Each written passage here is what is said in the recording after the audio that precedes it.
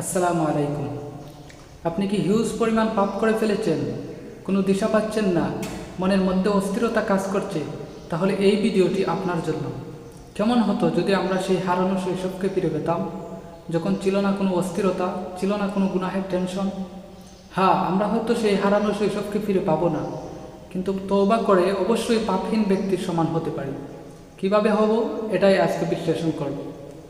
শুরুতেই আমরা জানব অস্থিরতা কেন কাজ করে।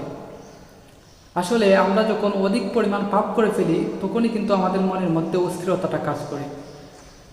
এ সম্পর্কে একটা হাদিসও রয়েছে। রাসূল সাল্লাল্লাহু আলাইহি ওয়াসাল্লামকে একদা পুণ্য ও পাপ সম্পর্কে জিজ্ঞাসা করা হলো।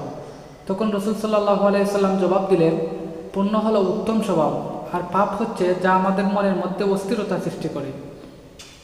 আর এই পাপ থেকে পরিত্রাণ পেতে হলে আমাদেরকে 3টি কাজ করতে হবে। নাম্বার 1, ইত্তাকুল্লাহ, আল্লাহকে ভয় করতে হবে। নাম্বার 2, কাউলান সাদিদা, সত্য কথা বলতে হবে। নাম্বার 3, তাওবাতান নাসুহা, খালিস নিয়তে তওবা করতে হবে।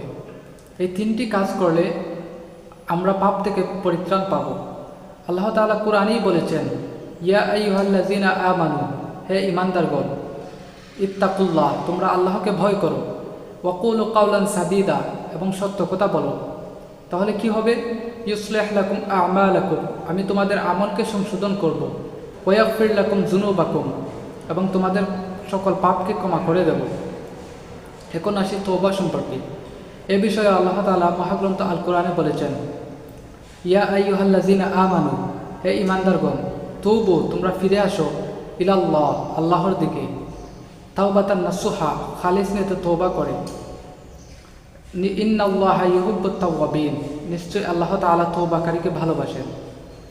তাছাড়া কোথায় আছে পাপ থেকে তওবাকারী পাপহীন ব্যক্তির ন্যায়, অর্থাৎ যারা পাপ করেছে পরবর্তীতে যারা তওবা করেছে তারা ওই সকল ব্যক্তির সমান যারা পাপ করে নাই।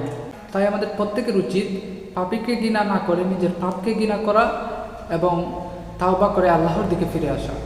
ধন্যবাদ সবাইকে।